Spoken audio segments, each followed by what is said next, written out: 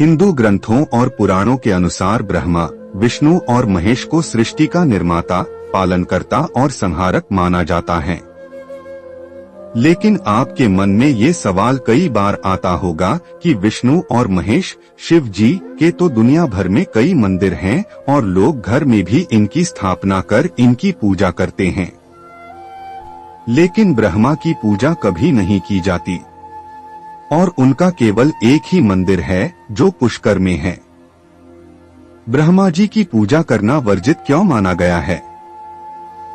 दरअसल देवी सावित्री के श्राप के कारण ही ब्रह्मा जी की पूजा वर्जित मानी गई है।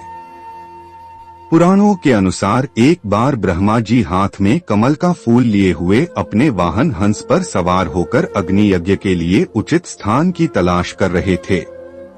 तभी एक जगह पर उनके हाथ से कमल का फूल गिर गया। फूल के धरती पर गिरते ही धरती पर एक झरना बन गया और उस झरने से 3 सरोवर बन गए। जिन जगहों पर वो 3 झरने बने उन्हें ब्रह्मा पुष्कर, विष्णु पुष्कर और शिव पुष्कर के नाम से जाना जाता है। यह देखकर ब्रह्मा जी ने इसी जगह यज्ञ करने का निर्णय लिया। यज्ञ में ब्रह्मा जी के साथ उनकी पत्नी का होना जरूरी था। भगवान ब्रह्मा की पत्नी सावित्री वहां नहीं थी और शुभ मुहूर्त निकला जा रहा था। इस कारण ब्रह्मा जी ने उसी समय वहां मौजूद एक सुंदर स्त्री के विवाह करके उसके साथ यज्ञ संपन्न कर लिया। जब यह बात देवी सावित्री को पता चली, इससे नाराज होकर उन्होंने ब्रह्मा जी को यह श्राप दे दिया कि जिसने सृष्टि की रचना की पूरी सृष्टि में उसी की कहीं पूजा नहीं की जाएगी। पुष्कर को छोड़कर पूरे विश्व में भगवान ब्रह्मा का कहीं मंदिर नहीं होगा। इसी श्राप की वजह से ब्रह्मा जी का एकमात्र मंदिर पुष्कर में है।